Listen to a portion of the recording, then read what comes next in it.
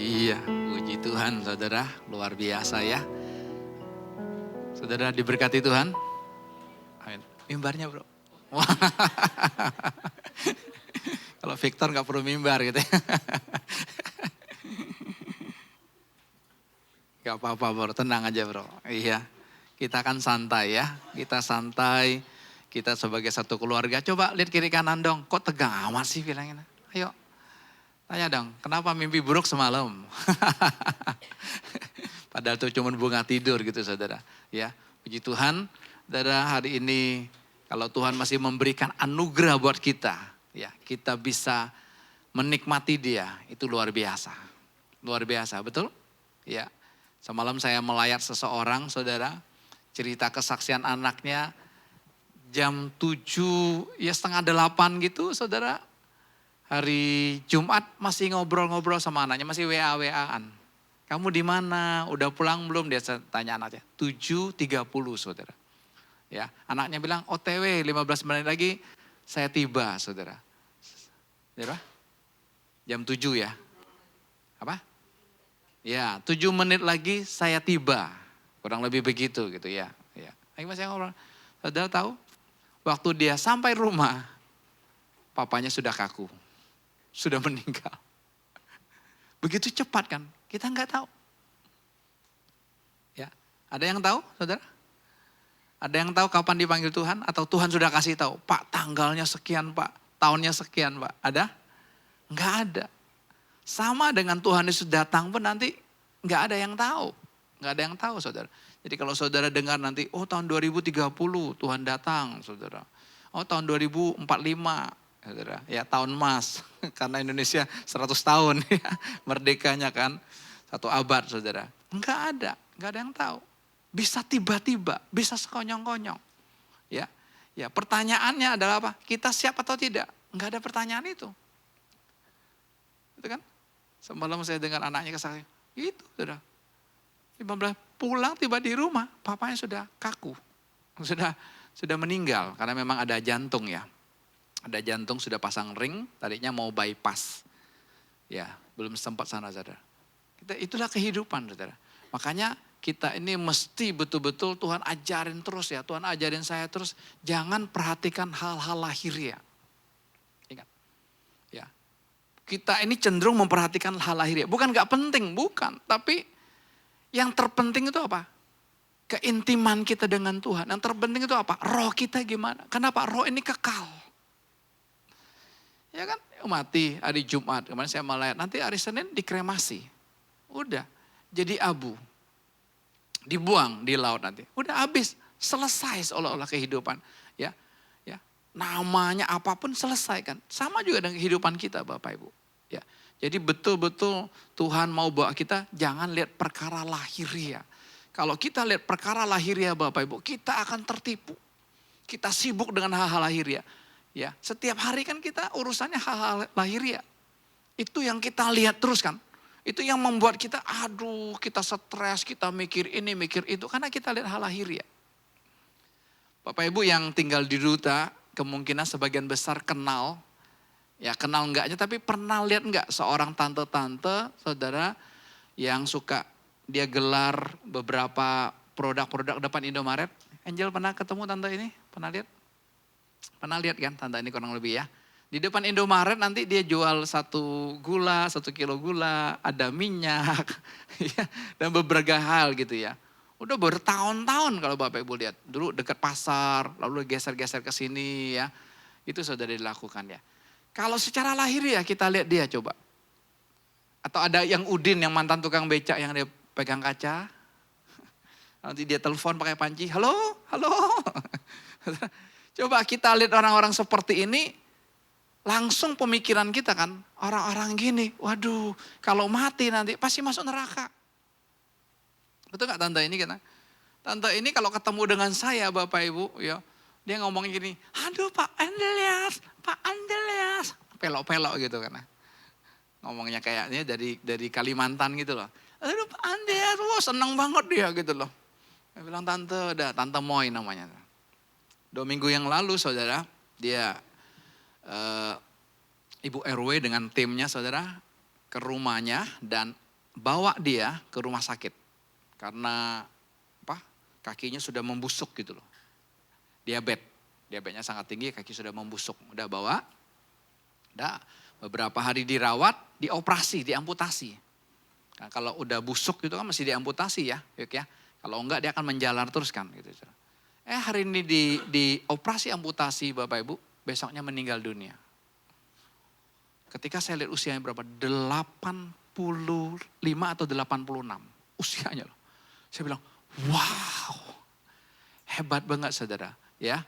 Lalu istri melihat di alam rohnya, saudara. Saya juga dapat pewahyuan, dapat hikmat gitu. Tante itu sekali meninggal Bapak Ibu, kayak anak kecil di hadapan Tuhan. Wah, enak banget gitu loh. Menari-nari di hadapan Tuhan, di alam rohnya gitu. Ya, saya juga dapat gampang dia terima Tuhan Yesus Kristusnya. Gampang sekali. Kenapa? Dia seperti anak kecil. Coba Bapak Ibu lihat. Secara lahiriahnya manusia, 1000 manusia menilailah. Wah, orang ini gak layak, gak pantas. Kalau ada di depan toko kita pasti kita usir. Mengganggu, bau. Ya kan? Itu kita. Tapi Tuhan gak. Saudara, itu menghancurkan konsep saya juga. Wah, saya bilang ini keren banget. Makanya kalau kita masuk perkara roh itu beda Bapak Ibu, beda.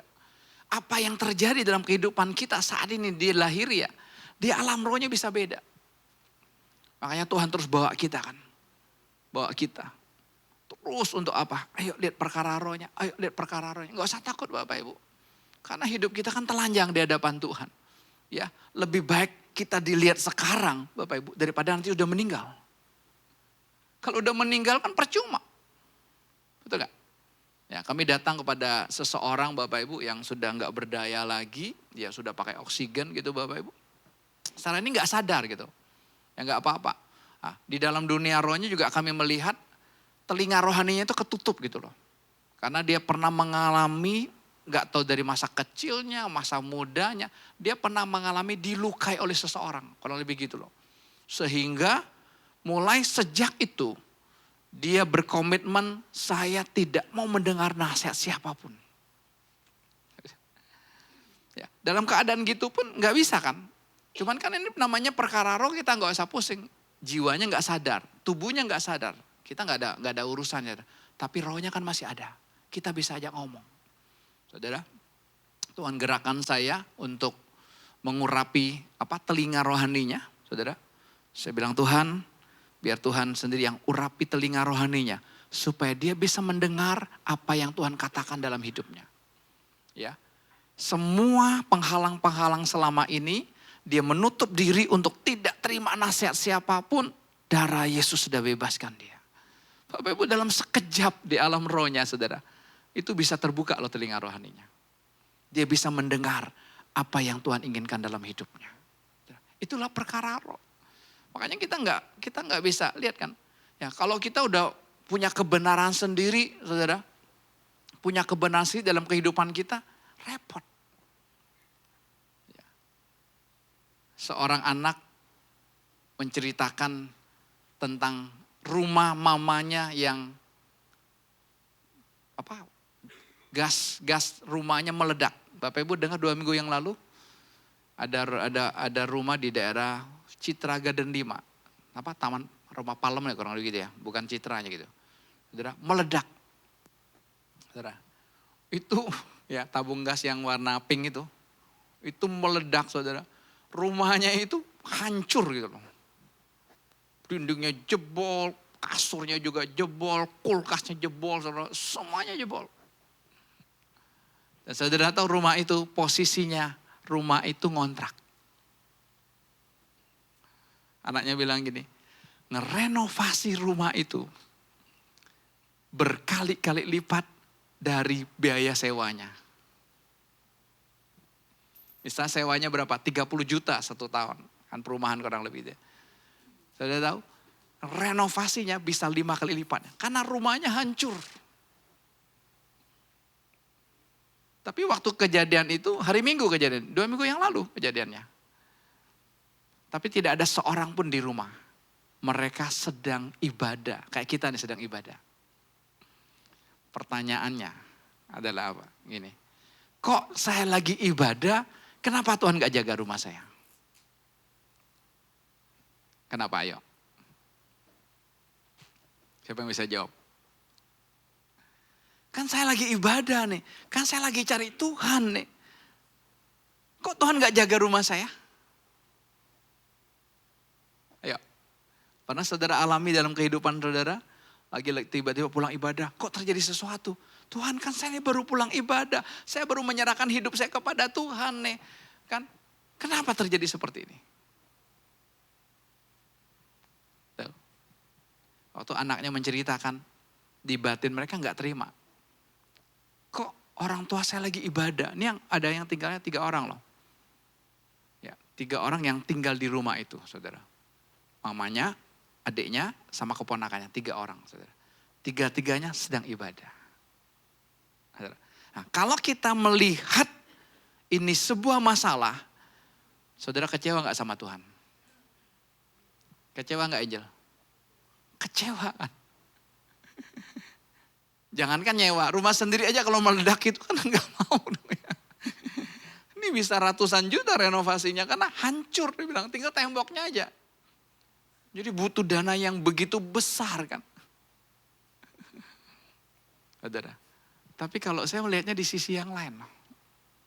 Saya cuma bilang gini, betapa bersyukurnya waktu ledakan itu terjadi, tidak ada satu orang pun di rumah. Saudara bisa lihat gitu gak? Bisa lihat gak? Coba kalau ada orang di rumah, hancur gak? Hancur gak? Kasurnya aja hancur dalam kamar. Jadi dianalisis aja tuh nggak kepikir kok bisa hancur gini. Ya tabung gas, dia ada 2 tabung gas, 1 tabung gas yang lama, ya 1 tabung gas yang baru. Ini yang baru ini meledaknya. Mau selain tukang gas. Ya, saya bilang wah Tuhan itu betul-betul kita mesti melihat tuh dari sisinya Tuhan. Dari kacamatanya Tuhan. Kalau kita lihat dari kacamata kita, aduh negatif semua. Betul, negatif semua. Kita bisa marah sama Tuhan. Cuman masalahnya adalah apa? Kita kan diajarkan, ya jangan marah sama Tuhan. Jangan kesel sama Tuhan. Ya, kan kita nggak boleh dong, siapa saya? Saudara. Ya, tapi seseorang ketika dia menceritakan, Pak kenapa ya begini ya? Saya rindu sekali, saya punya harapan untuk suami saya berubah. Ya. Tapi kok gak berubah-berubah? Makin didoakan, makin jahat. Ada yang alami gitu gak? Justru ngangguk-ngangguk. Ya Pak, makin didoakan bukan makin baik, makin jahat. Keluarnya itu makin jahat. Kok bisa begini Pak? Saya sih sebenarnya marah sama Tuhan. Cuman kan gak sopan Pak marah sama Tuhan, siapa saya? Ya kan? Kita sering kali begitu gitu. Tapi hari ini Bapak Ibu, ayo kita berperkara sama Tuhan. Saya cuma jawab begini, kamu mau marah Tuhan, marah aja, gak apa-apa. Tuhan aku marah nih sama Tuhan, aku kecewa nih sama Tuhan gitu loh. Kan Tuhan yang kasih suami ini. Kan saya tanya dulu, kamu dijodohin? Ya kan ada yang menikah sini dijodohin? Ada gak? Enggak kan? Atau dijodohin sekalipun Bapak Ibu, kalau kita mengaku itu dari Tuhan, udah sambut.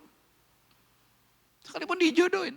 Tapi aku mengakui kok suamiku nih Tuhan yang kasih, udah sambut. Enggak kan? Enggak. Enggak dijodohin, enggak dipaksa kamu menikah kan? Enggak kan? Ayo. Masalahnya adalah apa? Kamu masih punya pengharapan. Ini nih. Ini titiknya, saudara. Di dalam diri kita, termasuk saya, kita ini masih banyak harapan di dalam Tuhan. Harapannya dalam Tuhan, loh. Ya.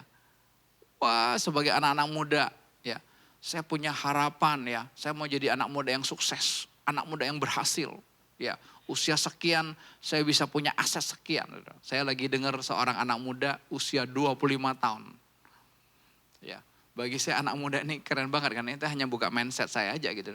Ya, dia ngomongnya itu sombong banget kesannya gitu, arogan banget gitu ngomongnya. Ya lu pada bodoh ya, jadi ngomong itu Bahasanya gitu loh. Ini anak muda gitu. Tapi saya lihat ini anak muda hebat sekali ya. Kenapa? Dia pede.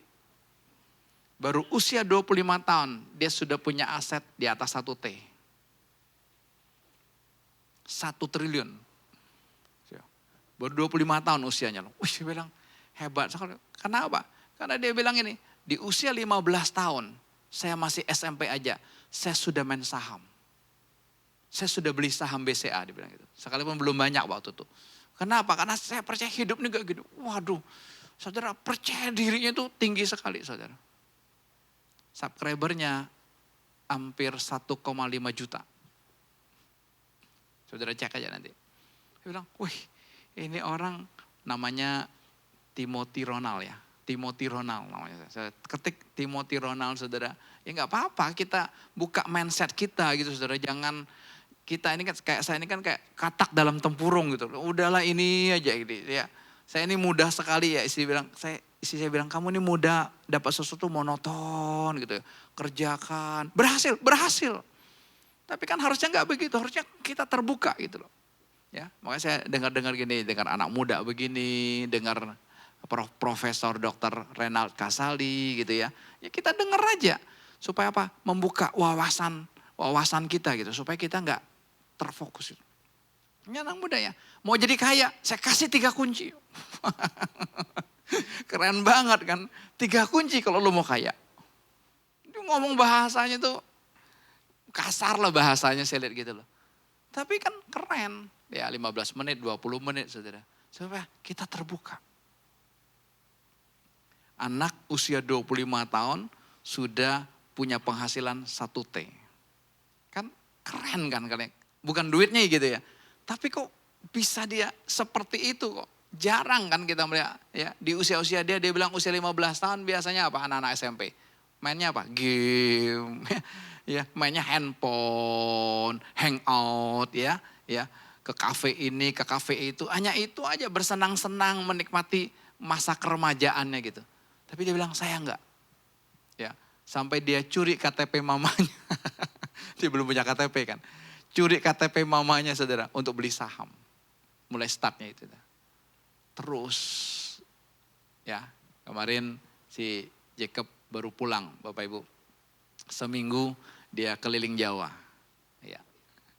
Diajak sama owner pemilik sepeda ya. Ya, ownernya ngajak dia gitu. Karena ownernya mau keliling toko-toko ya. Ya. Ya, kalau istri saya kemarin cerita dia ada terganggunya karena mikirin ya, nanti gimana pesawatnya meledak. Jauh banget pikirannya, pesawat meledak bla bla bla bla ya. Ya. Makanya kenapa pencernaannya gitu ya. Karena apa? Pikiran. Ya. Pencernaannya kena nggak enak ya, bergas gitu. Padahal makannya ya teratur lah sama gitu. Ya saya cuma bilang pikiran. Ya. Baju sih boleh keren, ngapain dipikirin? Jalanin aja. Bajunya. Tapi di sininya jalan terus. Mikir terus. Ya, saya bilang sama Jack, ya udah mau pergi silakan. Ya, bosnya sudah ada di Kendal karena pabriknya di Kendal. Ada kamu naik pesawat ya ke Semarang gitu ya. Dijemput di Semarang saudara. Ya seminggu pergi keliling ya sampai ke Sidoarjo ya. Ya Jawa Tengah, Jawa Timur, balik lagi ya sampai ke Jawa Barat, sampai ke Karawang kemarin. Ya baru hari kemarin ya. Ya Jumat malam saudara. Dia baru tiba ya. Saya bilang, papa tidak mau punya harapan dalam diri kamu. Ya silakan, kamu open minded, kamu buka. Kamu bisa lihat toko-toko yang lain gitu ya. Bisa lihat toko-toko lain itu gimana gitu. Ya, penjualan mereka gimana, kamu bisa belajar aja gitu ya. Ini kan anugerah. Ya, anugerah. Bosnya ini usianya 2 kali lipat dengan dia gitu. Ya, tapi bosnya yang nyetir terus. Ya, dan dia ngobrol kayak teman aja gitu.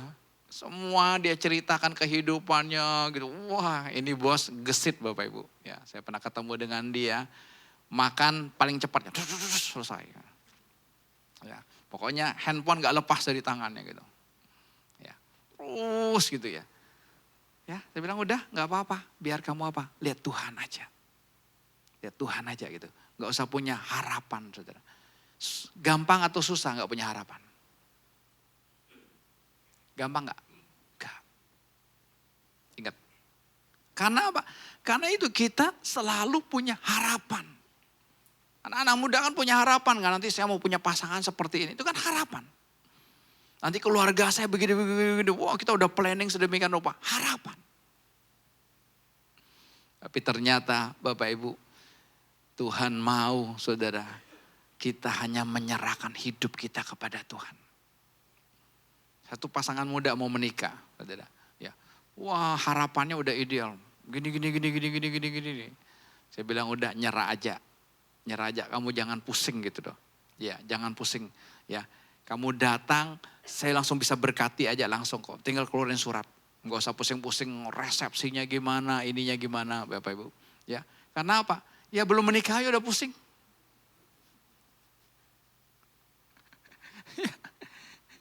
Surya jangan pusing ya Surya. Ya, yang menik ya. Jangan pusing. Betul. Kalau udah pusing, stres, waduh menikahnya masih bulan berapa, udah. Enggak, jalanin aja. Mereka datang, gimana Pak? Duitnya, padahal kami sudah siapin ini duitnya. Tiba-tiba, duit itu bisa hilang lenyap. Sudah DP lagi tempatnya. Wow, gunda gulana kan gitu. Gimana ini? Sudah dekat. Saya bilang gampang. Kamu udah datang kan? Mau sekarang diberkati? Ayo, kalau enggak saya tinggal panggil Salomo. Salomo berkati kan gampang. Ya kan, kok bikin ribet aja kan? Enggak usah. Udah saya bilang enggak usah resepsi sekalipun, kan udah kasih DP gitu. Udah nanti ya mau makan keluarga aja apa, enggak akan hilang kok. Kenapa? Bukan itu dasarnya sih. Dasarnya adalah apa? Cinta. Dasarnya kasih. Kalian menjalani cinta itu dalam rumah tangga kalian. Itu yang penting. Tapi ya itu karena punya harapan, udah stres dulu.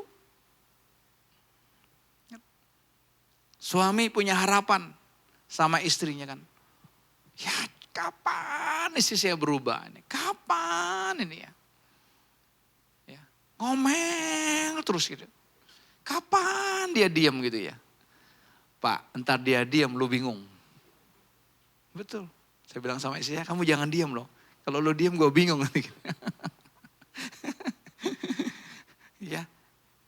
Ya pokoknya kamu ngomong lepas aja. Yang penting di dalamnya itu jangan ada harapan. Kalau di dalamnya kamu ada harapan mau mengubah saya, pasti kecewa. Itu loh. Enggak usah ngomong-ngomong aja. Tapi jangan ada harapan. Sama istri. Ya kan? Wah kepingin suami berubah. Pak kan suami kepala. Kalau suami berubah kan saya enak ikutinnya Pak. Wah bagus banget kan. Kalau suami berubah kan saya enak ngikutinnya, gampang. Kalau papa berubah kan saya sebagai anak juga enak ngikutinnya. Kan dia kepala Pak. Itu menurut kita. Menurut kita saudara. Ya, gak seperti itu. Justru udah mau nasehatin silakan, mau tegur silakan. Tapi di dalam batin kita tuh udah Tuhan, aku tidak punya pengharapan. Aku tidak punya pengharapan. Sama. Orang tua dengan anak. Berapa banyak orang tua punya harapan dengan anaknya. Wah. Ya, kita mau anak kita kan pokoknya nggak mau susah.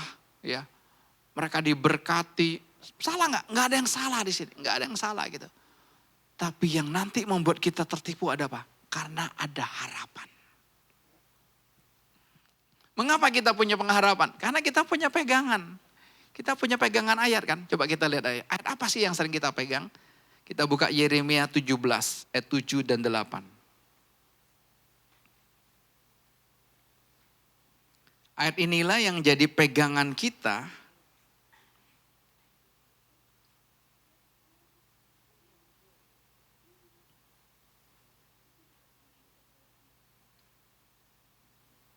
Ayat 7 dan 8. Yeremia 17 ayat 7 dan 8. Yuk kita baca sama-sama. Diberkatilah orang yang mengandalkan Tuhan, yang menaruh harapannya pada Tuhan. Ia akan apa? Ia akan seperti pohon yang ditanam di tepi air, yang merambatkan akar-akarnya ke tepi batang air, dan yang tidak mengalami datangnya panas terik, yang daunnya tetap hijau, yang tidak khawatir dalam tahun kering, dan yang tidak berhenti menghasilkan buah. Bapak Ibu, ini kedua ayat ini jadi pegangan kita sebagai orang Kristen. Makanya gak heran, coba saya perhatikan lagu-lagu sekarang yang muncul itu. Ya, lagu-lagu pengharapan kan. Pengharapanku hanya Yesus, terus pertolonganku, pengharapanku gitu ya. Ya, Tuhan menyertaiku, Tuhan turut campur dalam pekerjaanku, Tuhan turut campur dalam keluargaku. Saudara, kalau kita dengar gini kan enak. Kenapa? Tuhan turut campur, Tuhan ambil bagian, Tuhan penolongku, Tuhan segala-galanya bagiku. Tapi saudara perhatikan. Ya, kembali ke ayat 7 dia. Perhatikan. Diberkatilah orang yang mengandalkan Tuhan, yang menaruh harapannya pada Tuhan. Diberkati orang yang mengandalkan Tuhan dan menaruh harapannya pada Tuhan. Saudara, pertanyaan saya, gimana cara mengandalkan Tuhan? Gimana Salomo? Hah? Ayo, siapa yang bisa jawab? Gimana cara mengandalkan Tuhan? Rina, gimana Rin? Yang biasa kamu lakukan aja, wah aku mau mengandalkan Tuhan ya. Hah? Enggak tahu. Ibu Tiska, gimana cara mengandalkan Tuhan?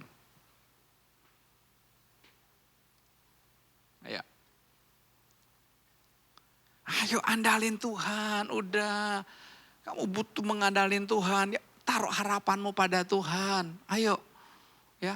Kamu mau cari pasangan hidup, ayo andalin Tuhan. Tanya Tuhan, siapa sih calon suamimu? Siapa sih calon istrimu? Tanya Tuhan, andalin Tuhan. Kita lari-larinya kalau andalin Tuhan apa? Doa. Betul gak? Doa. Kalau doanya kurang lama, tambahin lagi. Kalau masih belum Tuhan jawab, ya tambah dengan puasa. Ya gaskan. Ya, bisa? Yang sudah kita lewati lah, bisa nggak? Gak bisa. Gak bisa. Menaruh harapan pada Tuhan itu gimana? Kemarin tuh bagus ketika kita bahas di persekutuan itu ada seseorang berkata gini, ya saya sih nggak taruh pengharapan pada Tuhan ya, saya mau sesuatu gini, ya udah saya serahkan kepada Tuhan, saya skip, bagus kemarin ya, kata skip gitu ya, wah saya skip dulu, pause, oh, skip sih, di pause, tahu ya di pause ya, ya berhenti, udah Tuhan semua aja gitu deh, tapi bagus kan karena kita saling gitu, ada yang dapat, oh kalau itu masih ada akunya. Iya ya, dia bilang. Padahal kan bagus kan di pause. Udah, Tuhan aku gak pikirin lagi, aku pause, udah terserah. Kan aku sudah serahkan kepada Tuhan. Semuanya keluarga aku sudah serahkan pada Tuhan. Pekerjaanku aku sudah serahkan pada Tuhan. Ayo, aku pause. Tapi kan di dalam dunia rohnya ternyata, oh masih ada aku di dalamnya. Sama Bapak Ibu dengan ayat ini. Ya. Diberkatilah orang yang mengandalkan Tuhan dan menaruh harapannya pada Tuhan. Itu tetap masih ada akunya yang terlibat. Ini kan ayat perjanjian lama kan Tuhan ajarin kan. Ya. Tapi ini jadi ayat pegangan. Karena apa? Ayat 8 itu kan ada hasilnya. Betul gak?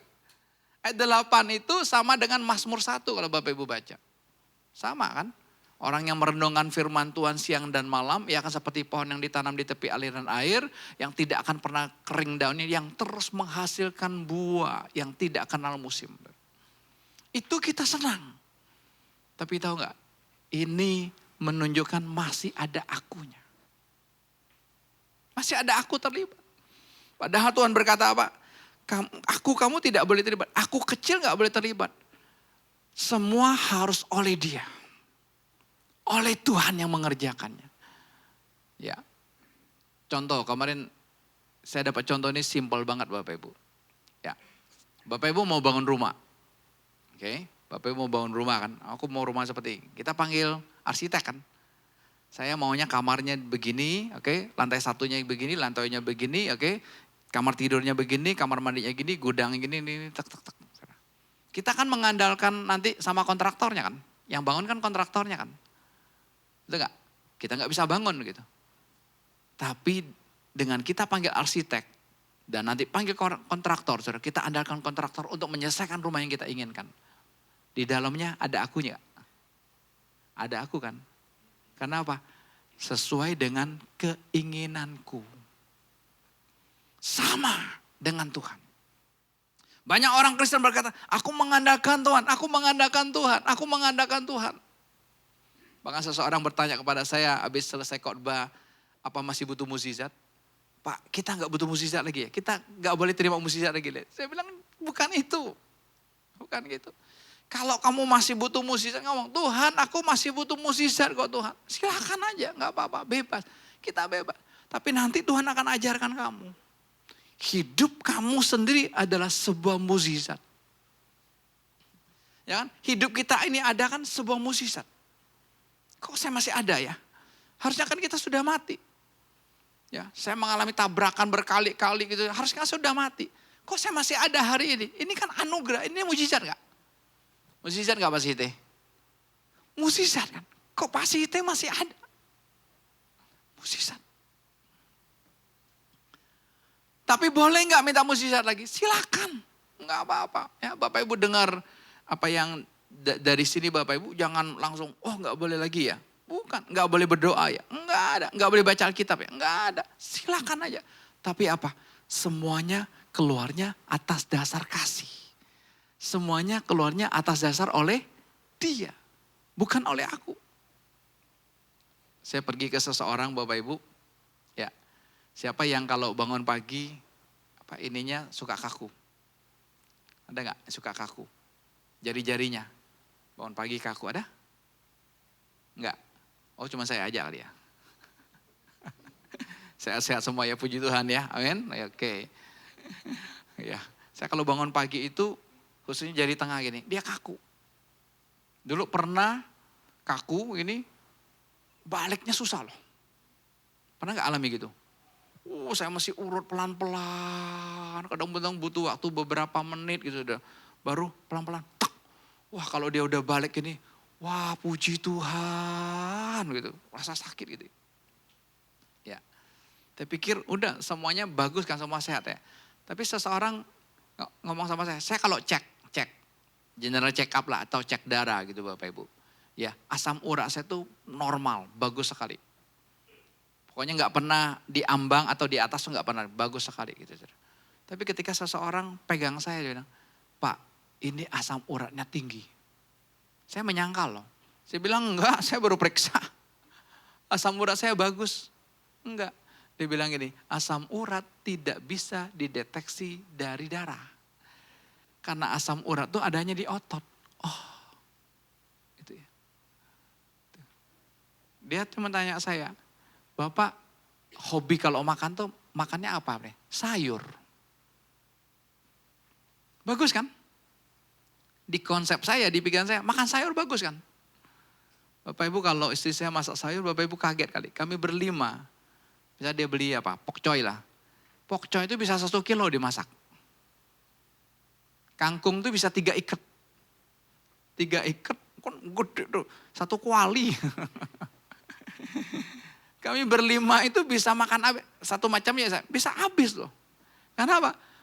Di pikiran saya, makan sayur itu sehat, bagus. Betul gak? Makanya kan ada namanya kaum VG kan. Mereka gak makan daging, makan sayur. Tapi orang ini berkata, kaum VG justru kenanya asam urat. Oh. Khususnya apa? Dia bilang, bayam. Bayam kan bagus kan, tapi zat besinya tinggi. Kangkung. Kangkung juga bagus kan. Murah meriah, enak lagi. Tapi saat besinya tinggi. Lalu dia bilang lagi, daun singkong. Langsung plek. Sebelah saya sengaja tanam daun singkong. Sebulan sekali saya petik daun singkong. Ya, saya suka gitu loh. Itu dia. Oh gitu ya. Lihat. Itu kan konsep yang selama ini saya tahu. Gak tahu Bapak Ibu tahunya. Makan sayur tuh bagus. Ya, jadi setiap makan itu, setiap masak pasti ada sayurnya. Nah kurang lebih gitu. Daging merah justru jarang. Kecuali kami makan di luar gitu ya. Sayur sama ikan. Bagus kan. Tapi dia bilang justru salah Pak. Oh. Jadi gimana? Semua itu harus seimbang. Kacang-kacangan saya nggak terlalu kayak kacang tanah gitu ya. Ya, yang itu enggak, saya paling makan 1-2 aja gitu loh. Ya, tapi sayur. Aja. Oh, gitu ya. Itu kan meruntuhkan. Nah, kalau kita pegangin, mengandalkan Tuhan terus. Ya, kita ini kurang mengandalkan Tuhan. Terus tambah lagi. Gak bisa. Karena apa? Ayat ini masih ada unsur akunya terlibat. Sekalipun gak kelihatan. Tuhan justru mau buat kita semua. Bukan kita punya pengharapan di dalam Tuhan. Tapi apa? Serahkan hidup kita sepenuhnya kepada Tuhan. Serahkan. Tuhan aku gak sanggup. Udah. Istri berkata kepada Tuhan, Tuhan aku gak sanggup merubah suamiku. Enggak.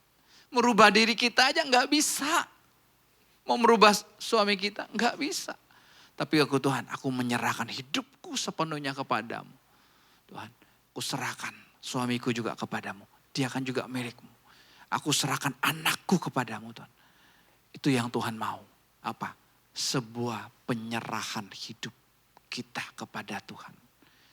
Ya, kalau kita udah menyerahkan hidup kita kepada Tuhan. Dan kita buka hati kita dapat Tuhan. Saudara.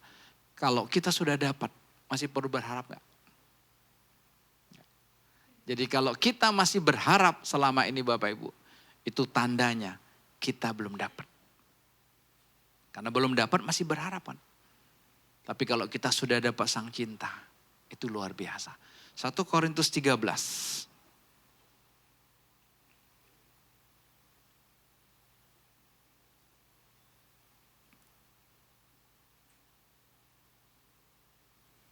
Satu Korintus 13.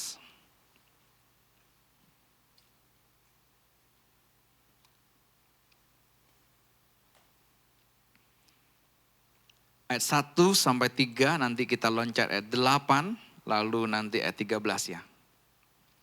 1 Korintus pasal 13. Ya kita baca sama-sama 1 Korintus 13. Sekalipun aku dapat berkata-kata dengan semua bahasa manusia dan bahasa malaikat. Tetapi jika aku tidak mempunyai kasih, aku sama dengan gong yang berkumandang dan canang yang gemerincing. Saudara kan ini, banyak harapan dari orang tua ingin anaknya punya kefasihan bahasa yang luar biasa. Kita menemukan anak-anak yang jenius kan. Ya, ada satu anak cewek usia baru berapa ya? Dia SMA-nya cuman 11 bulan. Ya anak cewek Surabaya ya. Ya, ketika dia usia 15 tahun mau masuk ke universitas Saudara. Semua universitas Indonesia menolak dia karena usianya masih muda gitu. Tapi waktu dia ke luar negeri dia bisa diterima. Karena pinter, fasih, IQ-nya tinggi sekali. Itu harapan kan. Tapi Tuhan bilang gini, jika tidak mempunyai kasih, jika tidak mempunyai Yesus, jika tidak mempunyai cinta, dikatakan apa? Dia sama dengan gong yang berkumandang dan canang yang gemerincing. Alias tidak ada gunanya. Jadi pengharapan apapun dalam hidup kita, baik buat diri kita maupun buat orang lain. Tanpa didasarkan dengan kasih, semua sia-sia. Ingat, Bapak Ibu bisa melihat anak-anak kita yang ambisius ya. Ya bisa nasihatin dia, bisa ingatin dia. Ya. Jangan kita support terus keambisiannya,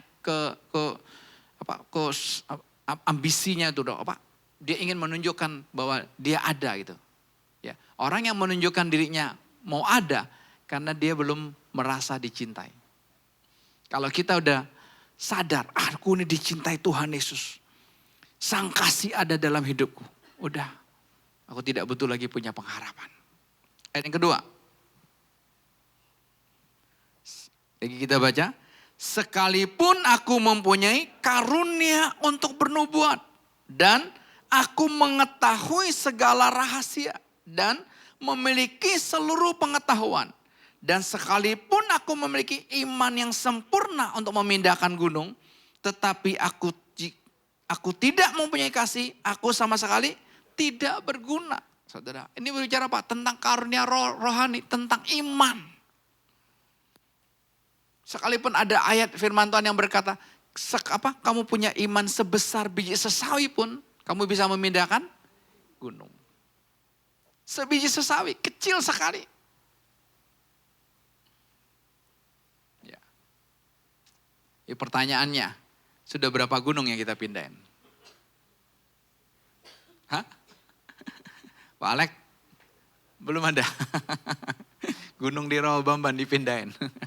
Gak usah gunung lah, banjir ya. Saya pindahkan banjir ini. Rawabamban gak banjir lagi itu. Ayo, hebat kan? Kita menemukan, wah Pak.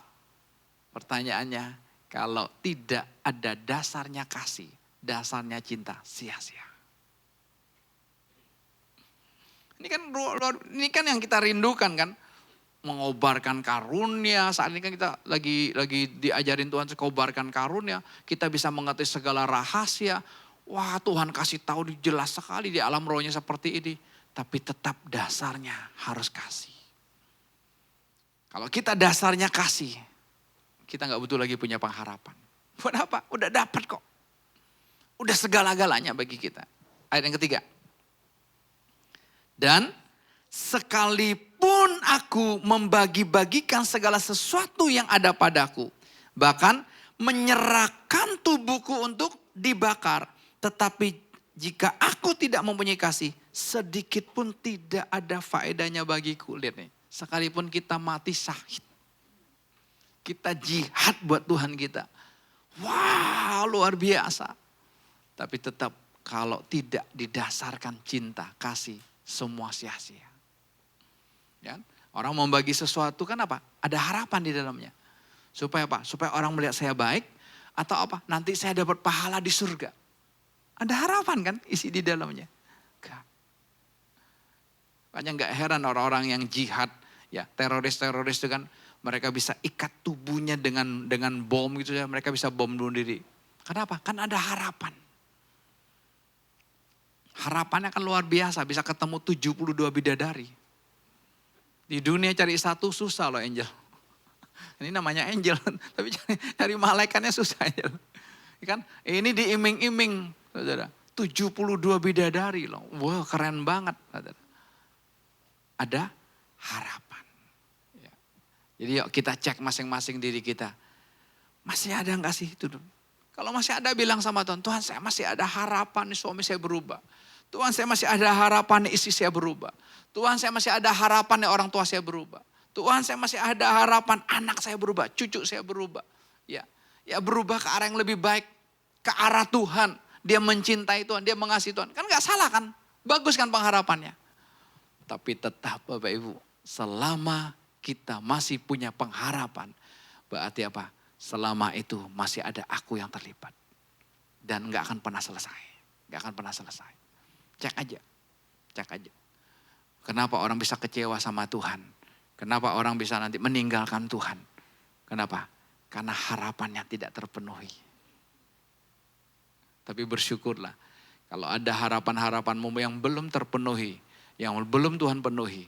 Bersyukurlah. Karena apa? Karena Tuhan gak mau kita terjebak. Tuhan gak mau kita tertipu. Tapi Tuhan mau betul-betul kita menikmati dia. Mengalami dia secara pribadi. Ya, oke, ayat 8 kita loncat. Ayat 8 dikatakan, kasih tidak berkesudahan. Nubuat akan berakhir. Bahasa roh akan berhenti. Pengetahuan akan lenyap. Jadi kasih, cinta itu tidak berkesudahan. Dia terus kekal. Itulah yang ada di hati kita masing-masing saat. Nikmati itu. Ya. Bahasa roh akan berhenti. Tapi gunakan bahasa roh selama kita masih hidup ini untuk apa? Komunikasi dengan Tuhan. Karena Tuhan adalah roh. Gunakan bahasa roh itu. Ya, silakan.